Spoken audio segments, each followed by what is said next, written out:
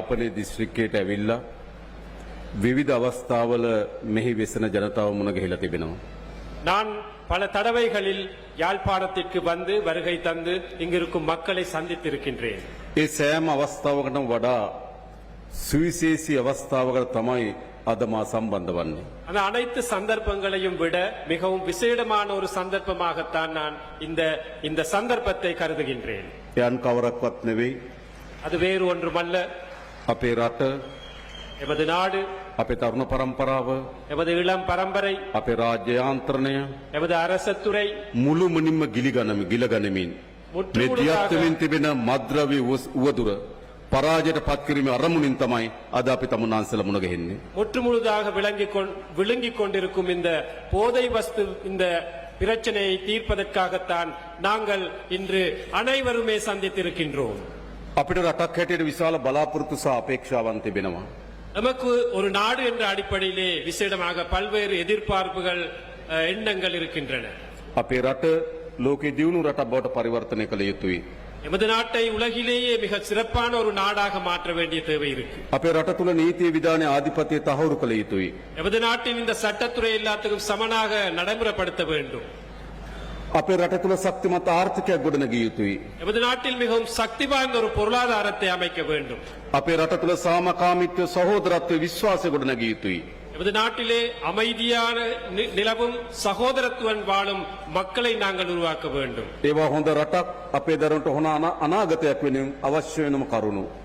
எமது நாட்டிலே இந்த நாட்டை சிறப்பான ஒரு நாடாக அமைக்கும் அந்த தேவை எமக்கு இருக்கின்றது. ඒත් අද මේ සියලු අපේක්ෂාවන් සහ බලාපොරොත්තු එක් අභියෝගයක් හමුවේ යථාර්ථයක් බවට පත්වීමේ අනතුරකට අපි මුහුණ දී තිබෙනවා. என்றாலும் ஒரு விடயம் தொடர்பிலே நாம் அனைவருமே இந்த விடயம் சிறப்பான நாட்டை அமைக்கும் விடயம் ஒரு சவாலாக இன்று காணப்படுகின்றது. ඒ අනතුර තමයි මේ විස මද්ද්‍රව්‍ය අනතුර. அந்த அச்சுறுத்தல் தான் இந்த விசைப்போதை அச்சுறுத்தல். කිසිදු තැනක්, எந்த ஒரு இடத்தையும், කිසිදු පුරවැසියෙක්, எந்த ஒரு பிரஜையையும், කිසිදු නගරයක්, எந்த ஒரு நகரத்தையும் ගමක් ભેදකින් තොරව මේ ව්‍යසනයේ පැතිරෙමින් තිබෙනවා. கிராமம் என்ற அடிப்படையில் இல்லாமல் இந்த அச்சுறுத்தல் எல்லா இடங்களிலுமே பரவி இருக்கின்றது. මේ ව්‍යසනයේ පරාජයට පත් කළ යුතුයි. இந்த அச்சுறுத்தலை நாங்கள் தோற்கடிக்க வேண்டும். ඇයි? ஏன்? ඔබ දන්නවා உங்களுக்கு தெரியும், අපේ රටේ අම්මලා තාත්තලා තමන්ගේ දරුවා පිළිබඳ විශාල අපේක්ෂාවකින් යුතුව எமது நாட்டிலே அனைத்து பெற்றோர்களும் தமது பிள்ளைகள் தொடர்பாக பெரியதொரு எதிர்பார்ப்புடன் இருக்கின்றார்கள். හදනවා වඩනවා. විශාල බලාපොරොත්තු යුතුව තමන්ගේ දරුවන් උගන්වනවා, අපේක්ෂාවන් සහිත ඉදිරියට ගේනවා. எதிர்பார்ப்புடன் நாம் அனைவரும் இருக்கின்றோம். ඒත් දෙමව්පියන්ගේ සියලු බලාපොරොත්තු මේ විස මද්ද්‍රව්‍යයට ගොදුරු වුණු දරුවාගේ ව්‍යසනයේ විසින් අඩපණ කර තිබෙනවා. அந்த எதிர்பார்ப்புள்ள பெற்றோர்களின் அந்த எதிர்பார்ப்புகள் இந்த விசைப்போதுக்கு அடிமையான பிள்ளைகள் காரணமாக அதை மங்கி போயிருக்கின்றது. ඒකට දුප්පත් පවුලක්ද, පොහොසත් පවුලක්ද, දෙමළ සිංහල මුස්ලිම් ભેදකින් තොරව මේ ව්‍යසනයේ පැතිරෙමින් තිබෙනවා. இந்த அச்சுறுத்தல் பணக்கார குடும்பங்கள், ஏழை குடும்பங்கள், சிங்கள குடும்பங்கள், தமிழ் குடும்பங்கள், முஸ்லிம் குடும்பங்கள் என்று எந்த ஒரு வேறுபாடுமின்றி இந்த அச்சுறுத்தலுக்கு அனைவருமே இரையாக இருக்கின்றார்கள். මේ මද්ද්‍රව්‍ය විසින් උපයා ගන්නා අධික ධනය, இந்த போதை வஸ்து வியாபாரத்தினூடாக சம்பாதித்துக் கொள்ளும் பெரியதொரு பணம், ඒ ධනයේ බලය විසින් අපේ රාජ්‍ය යාන්ත්‍රණයට අතපොවලා තිබෙනවා. அந்த பணத்தின் பலமாக இந்த அரச இயந்திரத்தை ஆட்டி படைக்கின்றார்கள். අපි ඒක දන්නවා. எங்களுக்கு அது தெரியும். බන්ධනාගාර ඇතුලේ சிறைச்சாலைகளுக்குள் අත්අඩංගුවට පත් වෙනා මේ ව්‍යාපාර කරමින් ඉන්නවා. கைதானவர்களும் இந்த வியாபாரத்தை செய்து கொண்டிருக்கிறார்கள். ඉතාමත් කාර්යක්ෂම සේවයක් අපේ පොලිසිය කරන ගමන් කීප දෙනෙක් මේ ව්‍යාපාරයේ ගොදුරු බවට පත් වී තිබෙනවා. மிகவும் ஒரு சிறப்பான சேவை போலீஸ் துறை நடாத்தும் அதே நேரத்திலே ஒரு சில போலீசார் இதற்கு இரையாகி இதற்கு ஆதரவு தெரிவித்து வருகிறார்கள். රේගු දෙපාර්තමේන්තුව அதே போன்று சுங்கவரி திணைக்களம், RME එක මෝටර රථ ප්‍රවාහන දෙපාර්තමේන්තුව, எமது வாகன பதிவு செய்யும் திணைக்களம், ඉමිග්‍රේෂන් එක, உள்வரவு வெளியுறவு அமைச்சு, ඒ ඇතුලේ ජීවත් වෙන, ඒ ඇතුලේ වැඩ කරන දුර්වල නිලධාරීන් මෙහි ගොදුරු බවට පත් වෙලා තිබෙනවා. இந்த திணைக்களங்களுள் பணிபுரியும் மிகவும் எளிமையான மிகவும் சக்தி இல்லாத நபர்களும் இதற்கு இரையாக இருக்கின்றார். ඒ විතරක් නෙවෙයි රාජ්‍ය සේවයේ වැදගත් තැන්වල මේ උවදුරට ගොදුරු වෙච්ච නිලධාරීන් අපි හඳුනාගෙන තිබෙනවා. அது மட்டுமல்ல, இந்த அரச துறையிலேயே சில இடங்களிலும் அரசு அதிகாரிகள் இதற்கு இரையாக இருக்கின்றார்கள், අත්තඩංගුවට අරගෙන තිබෙනවා. கைது செய்திருக்கின்றார்கள். කොහොමද මේ යමින් තිබෙන්නේ? දරුවන් මේ රටේ මෙහි ගොදුරු බවට පත් වෙලා තිබෙනවා නම් රාජ්‍ය සේවය මේ මද්ද්‍රව්‍ය ව්‍යාපාරිකයන්ගේ ගොදුරු බවට පත් වෙමින් තිබෙනවා නම් අපි රටක් හැටියට ගමන් කරමින් තිබෙන කොහාටද කියලා මම තමුන්වහන්සේලාගෙන් දැනගන්න කැමතියි. எமது நாட்டு அரசு துறை, எமது நாட்டு பாதுகாப்பு துறை, எமது பெற்றோர்கள், சில பிள்ளைகள் இதற்கு இரையாக இருந்தால் இந்த நாட்டை நாங்கள் எங்கு கொண்டு போய் சேர வேண்டும்? ඒ නිසා අනිවාර්යෙන් මේ ව්‍යාපාරය පරාජයට පත් කරන්න ඕන. ஆகவே கட்டாயமாக இந்த அச்சுறுத்தலை நாங்கள் தோற்கடிக்க வேண்டும். මේ ව්‍යාපාරය වර්ධනය වුණේ කෙසේද? இந்த இந்த இந்த துறை அபிவிருத்தி அடைந்தது ஏன், வளர்ந்தது ஏன்? ප්‍රධාන වශයෙන් දේශපාලන රැකවරණය මේ කුඩු ව්‍යාපාරයන්ට තිබුණා.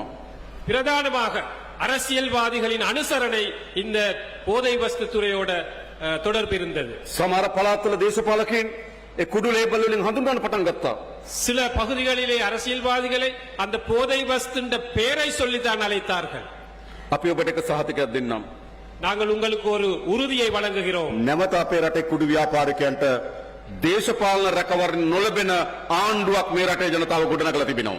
மீண்டும் ஒரு தடவை இந்த நாட்டிலே அந்த போதை வஸ்துக்கு இரையான அல்லது போதை வஸ்துடன் தொடர்பு இல்லாத ஒரு அரசாங்கத்தை நாங்கள் கட்டியெழுப்புகின்றோம். அதைத் தொடர்ந்து நாங்கள் நடாத்தி செல்கிறோம்.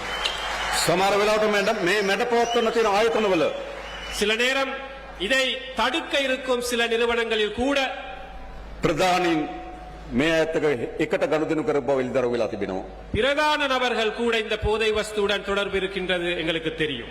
අත්තඩංගුවට ගන්න කෙනා கைது செய்ய நாங்கள் செய்திருக்கின்றோம். නිදාස් කරන තණ්ඩ සාක්ෂි ගොනු කරලා තිබෙනවා. அவற்றை சாட்சிகளுடன் அவர்களுக்கு தண்டனை வழங்குவதற்கு நாங்கள் தயாராக இருக்கின்றோம். නීතිය ඉටු කරන තිබෙන ආයතන சட்டத்தை நடைமுறைப்படுத்த இருக்கும் நிறுவனங்கள் ඒ ඉහළම පුටුමෙහි ආධිපත්‍යයට යටත් කරගෙන තිබෙනවා. තිබුණු ඉතිහාසයක් තිබෙනවා. அதில் மேல்மட்டத்தில் நபர்களை கூட இந்த வியாபாரத்துடன் தொடர்புபடுத்தி இருக்கின்றார்கள். அந்த வியாபாரிகள் ඒවට වාර්තා වෙනවා. அவற்றை நாங்கள் நிறுத்த வேண்டும். මා හිතන අපේ ආරක්ෂක ලේකම්තුමා, நான் நினைக்கின்றேன் எமது பாதுகாப்பு செயலாளர், අපේ මහජන ආරක්ෂාව පිළිබඳ ලේකම්තුමා, எமது பொதுமக்கள் பாதுகாப்பு அமைச்சர், අපේ පොලිස්පතිතුමා, எமது போலீஸ் மா அதிபர், අපේ ත්‍රිවිධ හමුදාවේ ප්‍රධානීන් எமது முப்படை தலைவர்கள் මේ කිසිවෙක් එම පාතාලේ හෝ කුඩු ව්‍යාපාරිකයන්ගේ ගොදුරු බවට පත් නොමැති බව මා සහතික කරලා කියන උන් ලෑස්ති මේ වැඩේ කරන්න. இவர்கள் யாருமே இந்த பாதாள உலக கோஷ்டிகளுடன் அல்லது போதை வஸ்து வியாபாரிகளுடன் தொடர்பு இல்லை என்பதை நான் உறுதியாக கூறுகின்றேன். කාලයක් මේ නිලධාරීන් මිලදී ගත්තා. ஒரு காலகட்டத்திலே இந்த அதிகாரிகளை காசு கொடுத்து வாங்கினார்கள், கொள்வனவு செய்தார்கள். அந்த කාලයක් මේ அதிகாரிகள். නිලධාරීන් උන්ට යටත් වෙලා වැඩ කරා. ஒரு காலகட்டத்தில் இந்த அதிகாரிகள் போதை வஸ்து வியாபாரிகளுக்கு அடிபணிந்து අද செயல்பட்டார்கள். මුළුමනින්ම වෙනස් වී තිබෙනවා. இன்று முற்று முழுதாக மாறி இருக்கின்றது. මේ අත්අඩංගුවට ගැනීම සඳහා තිබෙන යාන්ත්‍රණය පිරිසුදු වී තිබෙනවා. இந்த கைது செய்ய இருக்கும் இந்த துறை இன்று சுத்தமாக இருக்கின்றது.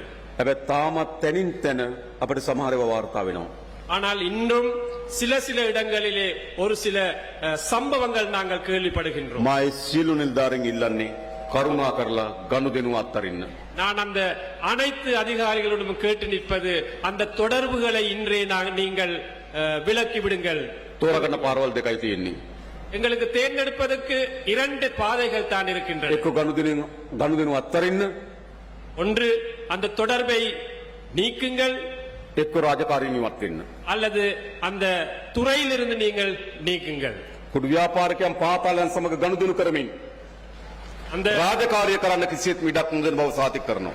அந்த போதை வஸ்து தொடர்புடன் இருப்பவர்கள் எமது அரசு அதிகாரிகளில் உள்ள தொடர்புகளை நாங்கள் முற்றாக நீக்குவோம். මා දන්නවා මේ පොලිසිය ආරක්ෂක හමුදාව මේ සඳහා විශාල වේශධාර නිලධාරීන් ඉන්නවා. எங்களுக்கு தெரியும் பாதுகாப்பு துறையிலே போலீசார் எவ்வளவோ கஷ்டப்படும் தலைவர்கள் காணப்படுகின்றார்கள். ඒ නිලධාරීන්ට කරන නිගරුවක් තමයි අර මද්ද්‍රව්‍ය ජාලයත් එක්ක සම්බන්ධ වෙලා ඉන්න නිලධාරීන්.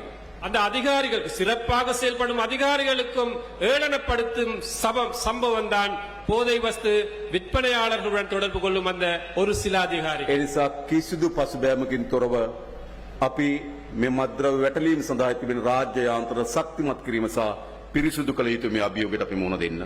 ஆகவே எந்த ஒரு பின்னடைவும் இல்லாமல் இந்த போதை வஸ்து ஒழிப்பு திட்டத்தை நாங்கள் முன்னெடுப்போம். அதை முற்றுமுழுதாக நாங்கள் தடுப்போம் என்று கூறிக்கொள்ள விரும்புகிறோம். කාලයක් අපිට කිව්වා පොලිසිය මහත්තයට ඔත්තුව දෙන්න බයයි. ඔත්තුව දුන්නට පස්සේ කුඩු ව්‍යාපාරිකයා අතට දුන්නේ කවුද කියලා යනවා. ஒரு காலத்திலே ஒரு கருத்திருந்தது சமூகத்திலே, ஏதாவது போதை வஸ்து தொடர்பான தகவலை போலீசாரிடம் சொன்னால் அந்த தகவல் போதை வஸ்து வியாபாரியின் காதிலே அவற்றை கேட்கப்படும் என்று. ඒවා තැන තැන සිද්ධ වුණු පොඩි සිදුවීම්. அவை சில இடங்களிலே ஏற்பட்ட சில சம்பவங்களாகும். හැබැයි ඒක සමස්ත පොලිසියටම ඒක නිගරුවක් බවට පත් වෙලා තිබෙනවා. ஆகவே ஒட்டுமொத்த போலீசாருக்கும் அது ஒரு கீழ்த்தரமான சம்பவமாக இருந்தது. එනිසා වෙනස් කළ යුතුයි. ஆகவே அதை நாங்கள் நிப்பாட்ட வேண்டும்.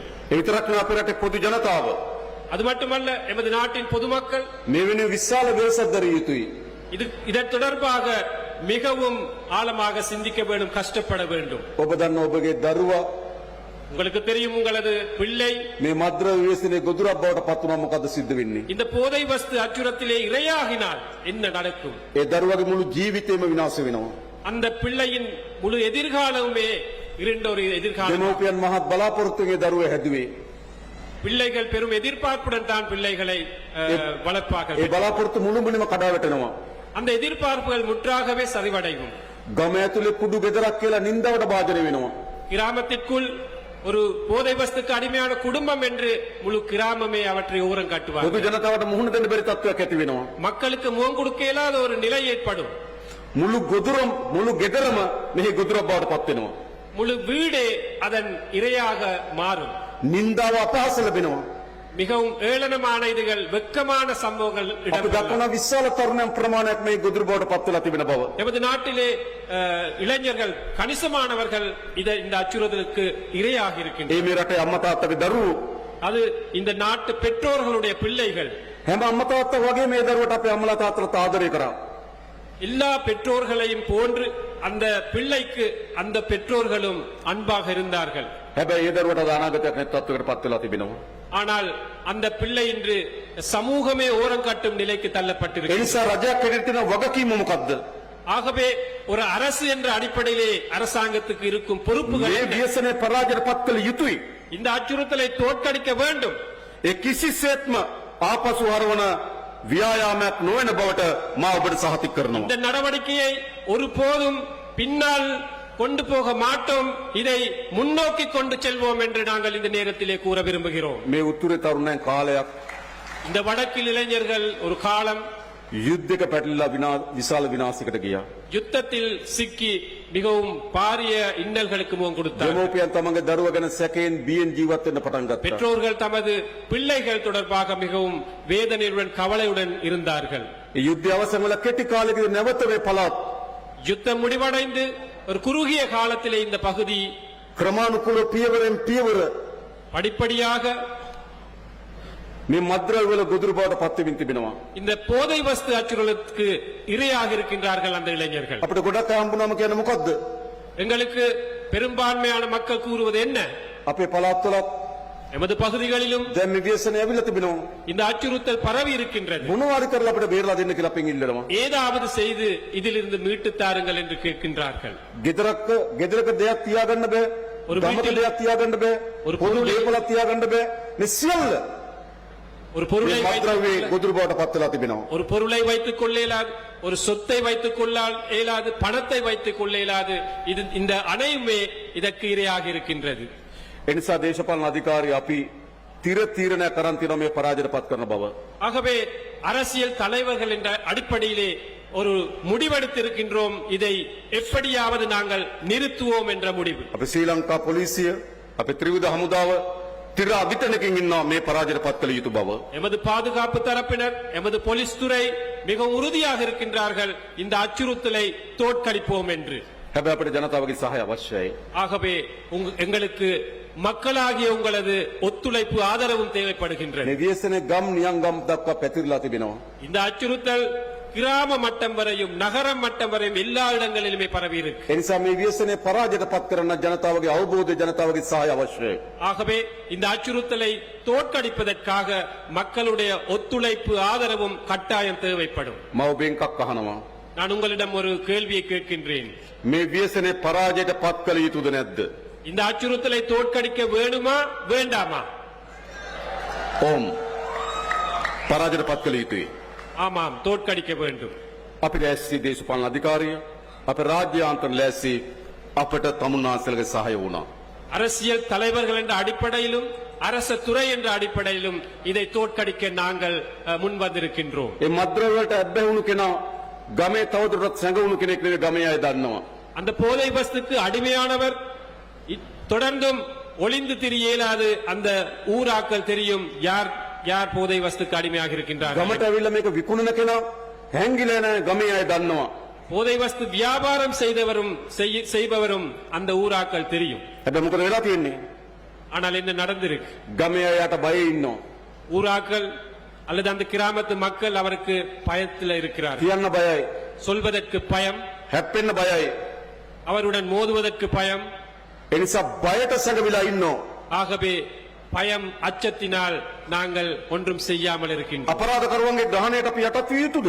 அந்த அந்த மோசடிக்காரர்கள், அந்த போதை வஸ்து வியாபாரிகள், ඉතා විනාශකාරී මද්ද්‍රව්‍ය වෙළෙන්දන්ගේ ග්‍රහණයට අපි බිය විය යුතුද?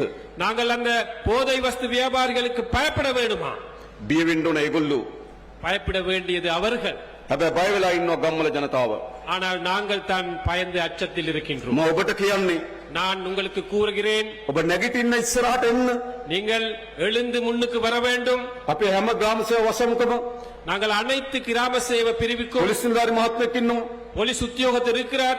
මහජන ආරක්ෂක කමිටුව තියෙනවා. மக்கள் பாதுகாப்பு கமிட்டி ஒன்று இருக்கு, குழு. ඒත් එක සාකච්ඡා කරන්න පටන් ගමු.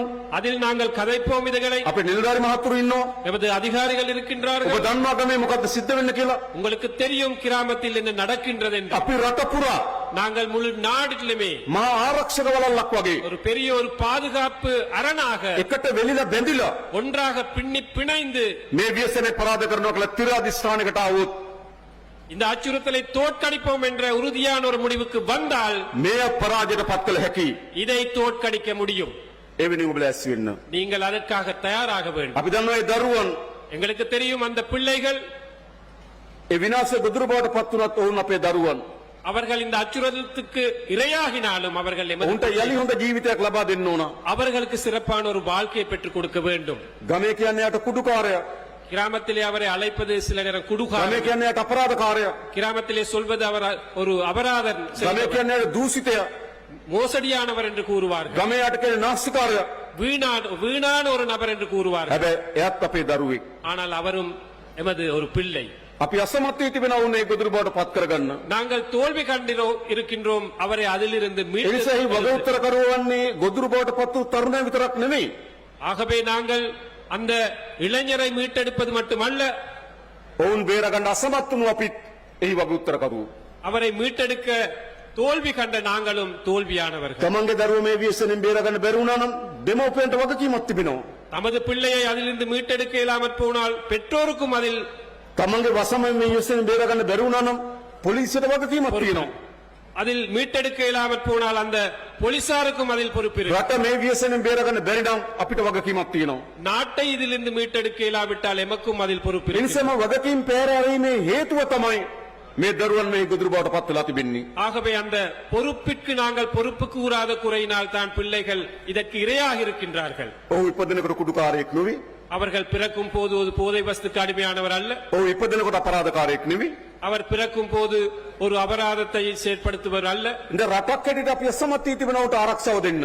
ஆகவே ஒரு நாடு என்ற அடிப்படையில் அவருக்கு பாதுகாப்பு வழங்க எங்களுக்கு முடியுமாக இருக்கு. රටක් හැටියට අසමත් වී තිබෙනවා ඔහු රැකවරණය දෙන්න.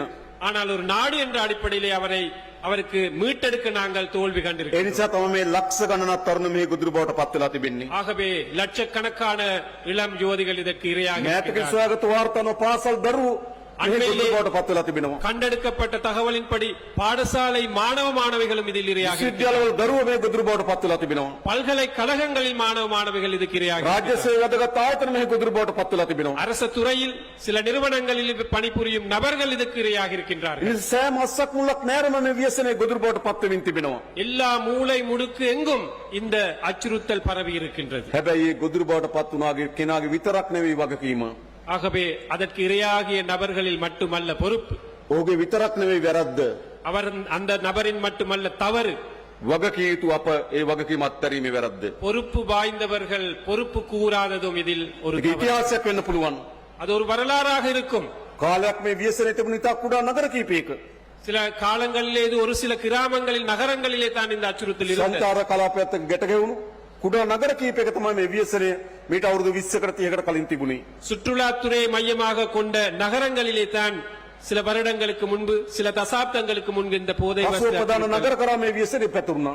இது அனைத்து பாகங்களுக்கும் இன்று பரவி இருக்கின்றது. ගම් නියංගම් කරා මේ ව්‍යසනය පැතුරුණා. ஒவ்வொரு கிராம மட்டத்திலும் மூளை முடுக்கெங்கும் பரவி இருக்கின்றது. මේ ව්‍යසනයත් එක්ක සන්නද්ධ අපරාධ කල්ලි ගොඩනගෙන පටන් ගත්තා. இந்த அச்சுறுத்தலுடன் பல்வேறு ஆயுத பாணிகள் இதில் தொடர்பு ඔවුන් இருக்கிறார்கள். විශාල ධනයක් එක්ක රැස් කරගන්න පටන් ගත්තා. அவர்கள் பெரிய அளவு பணத்தை சேகரித்துக் கொண்டிருக்கிறார்கள். අවියායුධ උන්ට එක්ක රැස් කරගන්න සමත්කම තිබෙනවා. ஆயுதங்களை சேகரித்துக் கொண்டிருக்கிறார்கள். හමුදාවේ තිබුණු ආයුධ උන් ගාවට ගිහින් තිබෙනවා.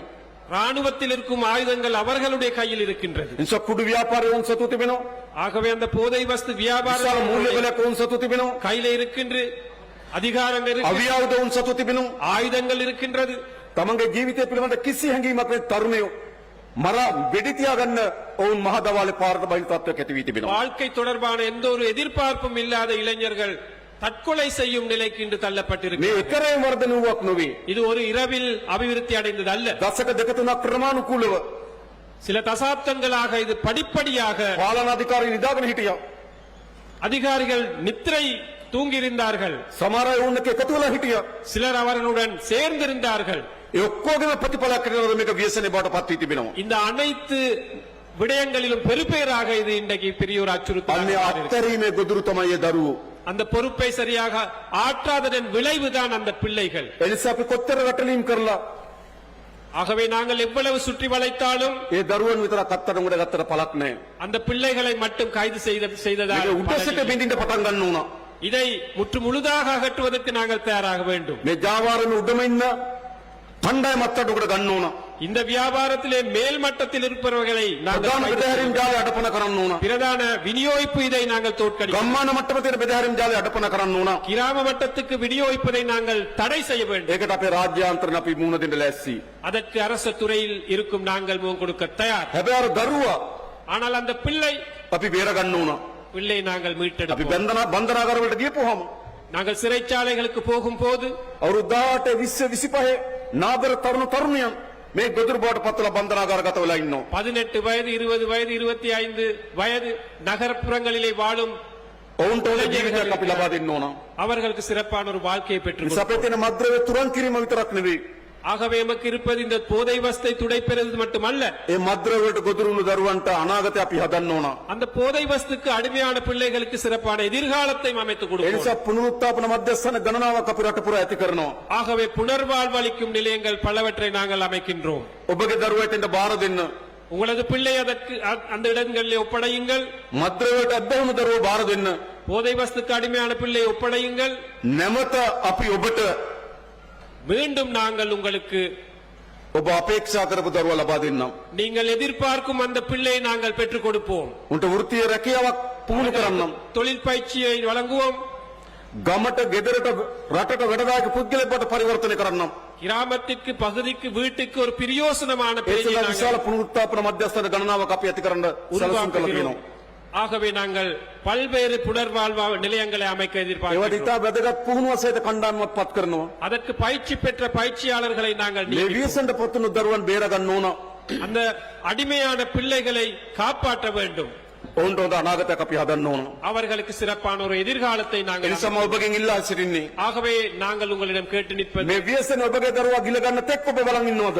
இந்த அச்சுறுத்தலுக்கு உங்களது பிள்ளை இரையாகும் வரை நீங்கள் பார்த்திருப்பீர்கள். ඔබගේ දොර ගාවට මේ ව්‍යසන ඇවිල්ලා තිබෙන්නේ. உங்கள் கதவு வரையும் இந்த அச்சுறுத்தல் வந்திருக்கின்றது. දොර වාගෙන හිටියට වැඩක් නැහැ. ஆகவே கதவை மூடிக்கொண்டிருப்பதால் මේ දොර කඩාගෙන ඔබගේ නිවසට ඇතුල් වෙනවා. இந்த கதவை உடைத்துக் கொண்டு உங்கள் வீட்டு உள்ளுக்கு வரும் இந்த போதை අම්මා வஸ்து. තාත්තා මොනතර රැකවරණ දුන්නත් වැඩක් නැහැ. பெற்றோர்கள் எவ்வளவு பாதுகாப்பு அளித்தாலும் பிரயோசனம். සමාජයේ මේ ව්‍යසනේ තියෙනවා නම් சமூகத்திலே இந்த அச்சுறுத்தல் இருக்குமானால், අම්මා තාත්තා කොතර උසස් රැකියාවක යෙදුනත් වැඩක් නැහැ. பெற்றோர்கள் எவ்வளவு உயர் பதவியிலே இருந்தாலும் பிரயோசனம். දරුවා යන සමාජ අනාරක්ෂිත නම් பிள்ளைகள் இந்த அச்சுறுத்தலில் அடிமைகளாக இருந்தால் එනිසා මොකද්ද කරන්න ඕනකම තිබෙන්නේ? ஆகவே இதை மீட்டெடுப்பதற்கு நாங்கள் என்ன මේ செய்யணும்? සමාජයේ මේ ව්‍යසනේ පරාද කළ යුතුයි. சமூகத்திலே இதை நாங்கள் தோற்கடிக்கணும். මම ඔබට ආරාධනා කරනවා. நான் உங்களை அழைக்கின்றேன். දේශපාලන අධිකාරියට අපි මුළුමනින්ම මේකට නායකත්වය දෙනවා. அரசியல் தலைவர்கள் என்ற அடிப்படையில் நாங்கள் இதற்கு முற்றுமுழுதான தலைமைத்துவத்தை வழங்குவோம். කිසිදු බියගැන්මකට எந்த ஒரு அச்சுறுத்தலுக்கும் කිසිදු තරජනයකට எந்த ஒரு பயமுறுத்தலுக்கும் යටත් වෙන්නේ නැතුව அடிபணியாமல் මේ සන්නද්ධ අපරාධ කල්ලි இந்த பாதாள உலக கோஷ்டிகள், මේ මද්ද්‍රව්‍ය අපරාධ කරුවන් இந்த போதை வஸ்து வியாபாரிகள் අපි අපේ රටෙන් මුලින් උපටා දමන ඔබට මම සාතික කරනවා. එක් කරනවා நாங்கள் මේ எமது වැඩේ. நாட்டில் இருந்து முற்றாகவே அகற்றி விடுவோம் என்ற அந்த உறுதியை நான் இந்த நேரத்திலே வழங்குகிறேன். ඔබට අපිට ඔබගේ සහාය අපිට අවශ්‍යයි. உங்களது ஆதரவு எங்களுக்கு தேவைப்படுகிறது. ඇයි? ஏன்? මේ ව්‍යසනය තමයි අපේ රට මුළුමනින්ම බිඳවට්ටන්න හේතු වී තිබෙනවා. இந்த அச்சுறுத்தல் எமது நாட்டையே முற்றுமுழுதாக கவிழ்த்த முடியுமான ஒரு விடை. අපිට අවශ්‍ය හොඳ රටක්. எங்களுக்கு தேவை ஒரு சிறப்பான நாடு. අපේ සිංහල දෙමළ මුස්ලිම් සියලු ජනයා සහෝදරත්ව ජීවත් වන රටක් අපිට ඕන. எமது நாட்டிலே சிங்களம், தமிழ், முஸ்லிம் என்ற வேறுபாடு இல்லாமல் நாங்கள் அனைவரும் ஒன்றாக வாழும் ஒரு நாடு දශක தேவை. ගණනාවක් අපි අනකොට ගත්තා. பல தசாப்தங்களாக நாங்கள் දශක ගණනාවක් யுத்தம் අපි අතර செய்தோம். සැකයෙන් වෛරයෙන් ක්‍රෝධයෙන් ජීවත් වුණා. பல தசாப்தங்களாக நாங்கள் சந்தேகத்தால் இருந்தோம். මොනවද අපිට ලැබුණේ? என்னது எங்களுக்கு மிஞ்சியது? යුද්ධ තිබුණා. யுத்தம் இருந்தது, ගැටුම් තිබුණා. முருகல் நிலை இருந்தது, උතුර දකුණ දෙමව්පියන්ගේ දරුවා හිමි වුණා. வடக்கில் தெற்கில் பிள்ளைகள் அழிந்தன. எமது பெற்றோர்கள் මොකද අවසන් ප්‍රතිඵලය? என்னது இறுதியான பெருபேறு? දරුවා හිමි දෙමව්පියන්, பிள்ளைகள் இல்லாத பெற்றோர்கள், නිවාසා හිමි පවුල්, வீடுகள் இல்லாத குடும்பம், ස්වාමියා හිමි බිරින්දෑවරුන්, கணவர் இல்லாத மனைவிமார்கள். අවසන් ශේෂපත්‍ර මහ ව්‍යසනයක්. இறுதியிலே மிகவும் கவலைகரமான நிலையை மிஞ்சியது. ඒ නිසා අපිට අවශ්‍යයි ஆகவே எமக்கு தேவை යලි මේ රට කිසිසේත්ම இந்த நாட்டை ஒருபோதும் ජාතිවාදී ගැටුමකට නොයන இனவாத முருகல் நிலைக்கு போகாத ජාතික සමගිය මත தேசிய ஒற்றுமையின் அடிப்படையிலே සහෝදරත්වයෙන් ලෙන්ගතුකමෙන් ගොඩනැගෙන ජාතියක් අපි හදන්න ඕන. சகோதரத்துவமாக நல்லிணக்கமாக ஒன்று சேர்ந்த ஒரு தேசியம் ஒன்று, மக்கள் நாடொன்று நாங்கள் ඒ அமைக்க නිසා வேண்டும். කිසිදු තැනක ஆகவே எந்த ஒரு இடத்திலும் කිසිදු වර්ග ජාතිවාදයකට எந்த ஒரு இனவாதத்திற்கும் යලි மீண்டும் නැගිටීමට ඉඩ දෙන්නේ නැහැ. தலை தூக்க நாங்கள் இடமளிக்க மாட்டோம். මා දන්නා තැනින් තැන ජාතිවාදී පොඩි ගුලි කැරකෙනවා. ஆனால் ஒரு சில இடங்களிலே இனவாத சம்பவங்கள் நடக்கின்றன. පූජා භූමියක් කේන්ද්‍ර කරගෙන ගැටුම් පවතිනවා. ஒரு புனித ஸ்தலத்தை அடிப்படையாக கொண்ட முருகல் நிலைகள் ஏற்படுகின்றன. පෝයට සිල් ගන්න பௌர்ணமி அன்று அந்த சில்லெடுக்கும் பௌத்த ශ්‍රීමා மத බෝධින් වහන්සේ පහු කරලා යාපනයට එනවා. திரிமாபோதி அந்த புனித ஸ்தலத்தை கடந்து யாழ்ப்பாணத்துக்கு வந்திருக்கின்றார். එතන සීලය නෙවෙයි අපි හාමුදුරුවෝ එතන තියෙන වෛරය. அந்த இடத்தில் கூட பகை, வைராக்கியம் தான் காணப்படுகின்றன. නැත්තම් පන්සල් පූජනීය ස්ථාන විශාල ප්‍රමාණයක් පහු කරලා යාපනයක තැනකට එනවා සිල් ගන්න.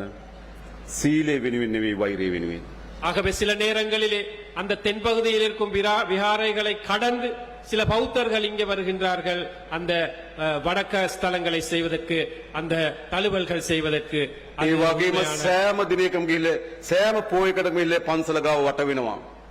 ஆகவே அனைத்து பௌர்ணமி தினமும் இங்கு இருக்கும் இந்த பன்சலையில் அல்லது விகாரையிலே ஒன்று கூடுகிறார்கள். ඉඩම් වෙනුවෙන් නෙවෙයි ජාතිවාදී වෙනුවෙන්. காணிக்காக அல்லது இனவாத அடிப்படையிலே. මා අපේ බුද්ධියන්ස වලට කිව්වා හොයලා බලන්න කියලා. ඒ හැම පෝයටම ඇවිල්ලා එතන කෑ ගහන අය කාගේ හරි ඉඩමක් එතන තියෙනවද කියලා. நான் புலனாய்வுத்துறையை சொன்னேன். புலனாய்வுத்துறைக்கு ஒவ்வொரு பௌர்ணமி அன்றும் அங்கு வந்து ஆர்ப்பாட்டம் செய்யும் அந்த நபர்களுக்கு யாராவது அந்த இடத்திலே காணி இருக்கா என்று ඒ தேடிப்பார்கள். නිසා බලය අහිමි වී තියෙන ජාතිවාදී කණ්ඩායම් ஆகவே அதிகாரத்தை இல்லாமல் செல்லும் இந்த இனவாத சக்திகள் කුඩා කුඩා තැන්වල යලි ජාතිවාදය උසවාරන්න උත්සාහ කරනවා. சின்ன சின்ன இடங்களிலே இனவாத சம்பவங்களை அடிப்படையாக வைத்து ஆர்ப்பாட்டங்கள் செய்கிறார்கள். ඒ කිසිදු ජාතිවාදී ප්‍රවණතාවයකට යලි අපේ රටේ හිස ඔසවන්න අපි ඉඩ දෙන්නේ නැහැ. எந்த ஒரு இனவாத செயலுக்கும் நாங்கள் மீண்டும் தலை தூக்குவதற்கு இடம் அளிக்க மாட்டோம் என்று கூற விரும்புகிறேன். අපිට ඕන ජනතාව ගහගන්න රටක් නෙවෙයි. எங்களுக்கு தேவை மக்கள் சண்டை பிடிக்கும் முருகல் நிலைப்படுத்தும் நாடு அல்ல. අපිට ඕන සහෝදරත්වයෙන් ජීවත් වෙන රටක්. எங்களுக்கு தேவை எல்லாமே நல்லிணக்கத்தோட ஒற்றுமையாக வாழும் ஒரு நாடு. අපිට ඕන අනේකා කරේ සැකයෙන් බලන තරුණයන් නෙවෙයි. எங்களுக்கு தேவை இன்னொருத்தரை சந்தேகமாக பார்க்கும் ஒரு நாடு. අනේකා කරේ ආදරයෙන් විශ්වාසයෙන් බලන තරුණයන් අපිට අවශ්‍යයි. மற்றவர்களை அன்பாக நம்பிக்கையாக அவதானிக்கும் ஒரு நாடு தேவை. අපි ඒ සඳහා ක්‍රියාමාර්ග රැසක් අරගෙනමින් තිබෙනවා. அதற்காக நாங்கள் எத்தனையோ வேலை திட்டங்கள் எடுத்திருக்கின்றோம். පළමු කොටම හොඳ ආර්ථික හයියක් තියෙන්න ඕන. முதலாவதாக எங்களுக்கு ஒரு நல்ல பொருளாதார பலம் இருக்க வேண்டும். ක්‍රීඩාවට සහ ඊට අවස්ථා විශාල ප්‍රමාණයක් අපි නිර්මාණය කරන්න ඕන. அதற்காக விளையாட்டுத்துறையை நாங்கள் மேம்படுத்த வேண்டும். සාහිත්‍ය කලාව සංගීතය චිත්‍රපටයට මේ යාපනයේ අලුත් තත්ත්වයක් අපි හදන්න ඕනකම இதே තිබෙනවා. போன்று இலக்கியம், சினிமாத்துறை, நாடகத்துறை போன்ற இந்த இலக்கியத்துறை இந்த யாழ்ப்பாண பகுதியில் நாங்கள் வளர்க்க අනෙකා வேண்டும். කරේ වෛරයෙන් බලන මනස අයින් කරන්න ඕන. மற்றவரை பகையோடு பார்க்கும் அந்த மனநிலையை நாங்கள் இல்லாதொழிக்க வேண்டும். තෙතමනය සහ කම්පනය අනෙකා ගැන ආදරය තියෙන සමාජයක් අපි හදන්න ඕන. மற்றவர் தொடர்பாக அன்பு செலுத்தும் ஒரு நபரை நாங்கள் உருவாக்க வேண்டும். අපේ ජනතාව එහෙම තමයි. எங்கள் மக்களுக்கு தேவை அதுதான். මා දන්න මෙතන ඉන්න උතුරේ ජනතාව විශාල ප්‍රමාණයක් எனக்கு தெரியும் இங்கிருக்கும் இந்த வடக்கில் வாழும் கணிசமான மக்கள் පළමු වතාවට වෙන්න පුළුවන් මා දකින්නේ. முதலாவது தடவையாக இருக்கலாம் சில நேரம் இன்றைக்கு சந்தித்தது. හැබැයි අපි විශ්වාස කරලා තිබෙනවා. ஆனால் எங்களை நம்பி இருக்கின்றார்கள், நம்பி අපි ආදරයෙන් වැළඳගෙන තිබෙනවා. நாங்கள் எங்கள் அன்பாக நடந்து கொள்கிறார்கள். මම ඔබට එක සහතිකයක් දෙන්නම්. நான் ஒரு உறுதியை வழங்குகிறேன். ඔබ අප කෙරෙහි තබා තිබෙන විශ්වාසය කිසිසේත්ම බිඳවටන්නේ නැති බව මම ඔබට සහතික කරනවා. நீங்கள் எம் மீது வைத்திருக்கும் அந்த நம்பிக்கையை ஒரு போதும் நாங்கள் அதை இடைநிறுத்த மாட்டோம் என்று, தீங்கு விளைவிக்க மாட்டோம் என்று ඔබ கூறுகிறோம். පළමු වතාවට நீங்கள் முதற் தடவையாக ආණ්ඩුවක් කරේ විශ්වාසය තබලා තිබෙනවා. அரசாங்கத்தை நம்பினீர்கள். ඉස්සර උතුර කොහොමද? முன்பு காலத்திலே இந்த வடமாகாணம் எப்படி? හැමදාම ආණ්ඩුවට එරෙහි. இந்த நாளும் அரசாங்கத்துக்கு எதிராகத்தான் මොකද්ද செயல்பட்டது. යාපනයේ තිබුණු මතය? என்ன கருத்து இந்த வடமாகாணத்தில் இருந்தது? දකුණේ තියෙනවා සිංහල ආණ්ඩුවක්, උතුරේ අපිට දෙමළ ආණ්ඩුවක් ඕන කියලා කිව්වා. என் பகுதியிலே ஒரு சிங்கள அரசாங்கம் இருக்கின்றது, ஆகவே வடமாகாணத்துக்கு எங்களுக்கு தமிழ் அரசாங்கம் ஒன்று தேவை. දකුණේ තිබුණු ආණ්ඩුව උතුර ජනතාවට දැනුනේ නැහැ තමන්ගේ ආණ්ඩුවක් කියලා. என் பகுதியில் இருக்கும் அரசாங்கம் நீங்கள் விளங்கவில்லை, நீங்கள் உணரவில்லை உங்களது அரசாங்கம் என்று. හැබැයි මම ඔබට එකක් කියන්නම්. நான் ஒன்றை கூற விரும்புகிறேன். දකුණේ තිබුණු ආණ්ඩු දකුණු ජනතාවට දැනුනේ නැහැ තමන්ගේ ආණ්ඩුවක් කියලා. தென் பகுதியில் இருந்த அரசாங்கங்களுக்கு, தென் பகுதி மக்களுக்கும் ஒரு உணர்வு இருக்கவில்லை அந்த மக்களுடைய அரசாங்கம் என்று. උතුරට විතරක් නෙවෙයි දකුණටත් ඒව ආණ්ඩු නෙවෙයි. வடக்குக்கு மட்டுமல்ல, தென் பகுதிக்கும் அவை அரசாங்கங்கள் அல்ல. ඉතා සීමිත පවුල් කීපයක වමනා වෙනුම් හදපු ආණ්ඩු. ஒரு சில குடும்பங்களின் தேவைக்காக அமைத்துக் கொண்ட அரசாங்கங்கள் அல்ல. තමගේ මිතුරන් වෙනුම් හදපු ආණ්ඩු. தமது நண்பர்களுக்காக அமைத்துக் கொண்ட அரசாங்கங்கள், තමගේ ඥාතීන් වෙනුම් හදපු ආණ්ඩු. தமது உறவினர் உற்றாருக்கு தேவையான அரசாங்கம். ඒව තමයි ලංකා ඉතිහාසය හැදුණු ආණ්ඩු. அவை தான் இலங்கை வரலாற்று முழுவதும் அமைத்த ඔබ அரசாங்கம். ලංකාවේ පළමු වතාවට இலங்கையிலே முதற் தடவையாக ජනතාවගේ ආණ්ඩුවක් හැදලා තිබෙනවා. மக்களுடைய ஆட்சி ஒன்று மலர்ந்திருக்கின்றது. අද යාපනයේ ජීවත් වෙන ඔබ විශ්වාස කරන එක ඔබේ ආණ්ඩුවක් කියලා. இன்று யாழ்ப்பாணத்தில் வாழும் மக்கள் நம்புகிறார்கள் அவர்களுடைய அரசாங்கம் என்று. දකුණේ ජනතාවත් එහෙමයි. தென் பகுதி மக்களும் அப்படித்தான். ඒ නිසා පළමු වතාවට ஆகவே முதற் தடவையாக උතුර දකුණ නැගෙනහිර வடக்கு தெற்கு கிழக்கு என்ற வேறுபாடு இல்லாமல் සිංහල දෙමළ මුස්ලිම් சிங்களம் தமிழ் முஸ்லிம் සියලු දෙනාගේ ගෞරවයට ආදරයට භාජන වූ ආණ්ඩුවක් හැදලා තියෙනවා. அனைத்து மக்களுடைய மதிப்பை பெற்றுக் கொடுக்கும் அரசாங்கம் அமைந்திருக்கின்றது. ඒක තමයි වැදගත්ම හැරවුම. அதுதான் மிக முக்கியமான திருப்பு முனை. සැක කරමින් අපිට ඉස්සරහට යන්න බෑ. சந்தேகத்தோடு எங்களுக்கு எதிர்க்கு போக இயலாது. වෛරයෙන් ක්‍රෝධයෙන් අපිට ඉස්සරහට යන්න බෑ. பகை முரண்பாடு காரணமாக எங்களுக்கு අපි முன்னுக்கு ඉස්සරහට යන විශ්වාසය තියෙන්න ඕන. எங்களுக்கு முன்னுக்கு செல்ல வேண்டுமானால் நம்பிக்கை இருக்க வேண்டும். මා දන්නවා ඔබ අපි විශ්වාස කරනවා. எனக்கு தெரியும் நீங்கள் எங்களை நம்புகிறீர்கள். නිසා අපිට අලුත් අවස්ථාවක් ලැබිලා තිබෙනවා. ஆகவே எங்களுக்கு புதிய ஒரு சந்தர்ப்பம் கிடைத்திருக்கிறது. ලංකාවේ පළමු වතාවට இலங்கையின் முதற் தடவையாக සියලු ජනයාගේ විශ්වාසය විනාගත්තු ආණ්ඩුවක්. அனைத்து மக்களுடைய ஆதரவு பெற்றுக் கொண்ட ஒரு அரசாங்கம். ඒ තමයි අපේ රට ගොඩනැගීමේ පදනම. அதுதான் நமது நாட்டை கட்டியெழுப்பும் அடித்தளம். ඒ පදනම මත අපි මේ රට ගොඩනගනවා. அந்த அடித்தளத்தை வைத்து நாங்கள் இந்த நாட்டை අපි கட்டியெழுப்புவோம். නීතිය විධාන ආධිපත්‍ය තහවුරු කරනවා. நாங்கள் இந்த மக்களுடைய அந்த உறுதியை நாங்கள் நிலைநாட்டுவோம். සිංහලද දෙමළද මුස්ලිම්ද சிங்களமா தமிழா முஸ்லிமா என்ற வேறுபாடு இல்லாமல், ධනය තියනවද ධනය නැද්ද காசு இருக்கா இல்லையா என்று பார்க்காமல், කිසිදු ભેදකින් තොරව எந்த ஒரு வேறுபாடும் இல்லாமல் හැම කෙනාටම සාධාරණව නීතිය ඉටු වෙන රටක් අපි அனைத்து ගොඩනගමින් තිබෙනවා. மக்களுக்கும் சட்டம் சரியாக இயங்கும் ஒரு நாட்டை நாங்கள் கட்டியெழுப்புவோம். ඒ අවශ්‍ය අපේ රට ගොඩනගන්න. அவை தேவை எமது நாட்டை கட்டியெழுப்ப. නීති විධාන ආධිපත්‍ය සාධාරණ ලෙස ස්ථාපිත කළ යුතුයි. இந்த சட்டத்துறையை நியாயமான முறையில் நாங்கள் நிலைநாட்ட வேண்டும். ඊළඟ මේ ජාතික සමගිය පදනම් මත அதே போன்று இந்த தேசிய ஒற்றுமையின் அடித்தளத்தின் அடிப்படையிலே අපේ ආර්ථික විශාල පදනමක් දැමිය යුතුයි. எமது பொருளாதாரத்திற்கு நாங்கள் ஒரு අපි පදනම அடித்தளத்தை ඇති කරමින් තිබෙනවා. போட வேண்டும். எமது நாடு இரையாகி வருகின்றது. 2025 වසර ගත්තොත් 2025 ஆண்டு ලංකා ඉතිහාසයේ இலங்கை வரலாற்றிலே සෑම ආර්ථික දත්තයකින්ම හොඳම දත්ත ප්‍රමාණයක වාර්තා කරපු වසර 2025. அனைத்து பொருளாதார தரவுகளும் சிறப்பான தரவுகளாக இருந்த வருடம் தான் 2025ஆம் ஆண்டு வருடம் என்று වැඩිම ආදායම් උපයපු වසර, அதிகூடிய வருமானம் ஈட்டிய வருடம், අඩුම අයවැයහිගේ තිබුණු වසර, மிகவும் குறுகிய வரவு செலவு பற்றாக்குறை இருந்த වැඩිම வருடம், සංචාරකයන් ආපු වසර, மிக கூடிய சுற்றுலா பயணிகள் வந்த වැඩිම வருடம், විදේශගත ශ්‍රී ලාංකිකයන් සල්ලි උපු වසර, எல்லா அந்த வெளிநாட்டு ஊழியர்களும் காசு அனுப்பிய வருடம், மேலதிகமாக காசு அனுப்பிய வருடம், වැඩිම දේශීය ආදායම් දෙපාර්තමේන්තුව ආදායම් උපයපු වසර, உள்நாட்டு இறைவரி திணைக்களம் அதிகூடிய வருமானத்தை ஈட்டிய வருடம், වැඩිම ණය ගෙවපු වසර, அதிகூடிய அளவிலே கடன் செலுத்திய வருடம். ආර්ථික සාධකවලින් අපි ඉස්සරහට යමින් තිබෙනවා. பொருளாதார ரீதியாக நாங்கள் முன்னோக்கி செல்கிறோம். අපි ආර්ථිකය කොච්චර උඩ ඉහළ සාධකවලින් ඉස්සරහට ගියත් වැඩක් නෑ. பொருளாதாரம் எந்த அளவு வளர்ந்தாலும் பிரயோசனம் இல்லை. ඒ ආර්ථික ප්‍රතිලාභ ජනතාවට ගලාගෙන එන්න ඕන. அந்த பொருளாதாரத்தின் விளைவுகள் பயன்கள் மக்களுக்கு வந்து சேரணும். ආර්ථික දත්තවලින් විතර සම්පූර්ණ වෙලා වැඩක් නෑ. பொருளாதார தரவுகளால் மட்டும் පහළට ගලාගෙන එන්න ඕනකම තිබෙනවා. கீழ்மட்டம் வரை இதை செல்ல வேண்டும். ඉතින් අපි ඒ සඳහා நாங்கள் அதற்காக මේ අවුරුද්ද නිවාස 50000කට වඩා වැඩි ප්‍රමාණයක් මේ අවුරුද්දේ මුල් ගල තිබලා වැඩ අවසන් කරන ගෙවල් 50000ක් ගෙවල් නැති මිනිස්සුන්ට இந்த வருடத்தில் மட்டும் கிட்டத்தட்ட 50,000க்கும் மேற்பட்ட வீடுகளை அடிக்கல் நாட்டி இந்த வருடத்திலேயே நிறைவு செய்வதற்காக நாங்கள் මෙරට எதிர்பார்க்கிறோம். ගොඩනගන ශක්තිමත් රාජ්‍ය සේවයක් ඕන. அதே போன்று இதை நடைமுறைப்படுத்த எங்களுக்கு உறுதியான ஒரு அரசுத்துறை தேவை. වසර ගණනාවකට පසුව பல வருடங்களுக்கு பின்பு රාජ්‍ය සේවයට 75000ක් බඳව ගන්න තීරණය කරලා තිබෙනවා. அரசுத்துறைக்கு 75,000 பேர் இணைத்துக் கொள்வதற்கு முடிவு செய்திருக்கிறோம். පොලිසියට බඳව ගන්නවා நாங்கள் போலீஸ் துறைக்கு இணைத்துக் கொள்கிறோம். 10000 පොලිසියට බඳව ගන්නවා. 10,000 பேரை நாங்கள் போலீசாராக இணைத்துக் கொள்கிறோம். මම අපේ යාපනයේ අම්මලා තාත්තලාගෙන් ඉල්ලා හිටිනවා. நான் இந்த யாழ்ப்பாண பெற்றோர்களிடம் கேட்டு நிற்பது, අපිට අවශ්‍ය දෙමළ භාෂාවෙන් කතා කරන නිලධාරීන් ඉන්න පොලිසියක්. எங்களுக்கு தேவை தமிழ் மொழியிலே செயல்படும் போலீசார். පොලිසියට ගිහලා පැමිණිල්ල කරන්න තමන්ගේ භාෂාවෙන් පැමිණිල්ල ලියාගන්න නිලධාරියෙක් ඉන්න ඕන.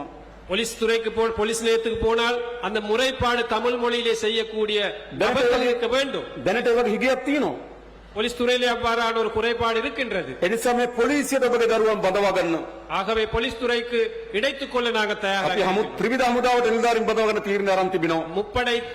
முப்படைகளுக்கும் நபர்களை இணைத்துக் கொள்ள நாங்கள் එවන් ඔයගොල්ලෝගේ දරුවන් ඒවට அவற்றுக்கு உங்களது பிள்ளைகளை அனுப்புங்கள். අපිට ඕන හැම භාෂාවෙන්ම කතා කරන පොලිසිය. எங்களுக்கு தேவை அனைத்து மொழிகளிலும் செயல்படக்கூடிய අපිට நபர்கள். අවශ්‍ය හැම භාෂාවම නිපුණතාවය තියෙන හමුදාවක්. நமக்கு தேவை எல்லா மொழிகளிலும் சிறப்பான ஒரு முப்படை. ඒතර තමයි හැම කෙනාට සමාන බව දැනෙන්නේ. அப்பத்தான் எல்லாருக்குமே ஒரு சமனான ඒ නිසා අපි ආර්ථික ප්‍රතිලාභ පහලට ගලාගෙන යවන්නම්. ஆகவே பொருளாதாரம் கீழ்மட்டம் வரையும் கடந்து வரும். මේ දිට්ඨුව කුණාටුවේ විනාශ වුණු කුසිකර්මාන්තර අපි වන්දි ගෙවනවා.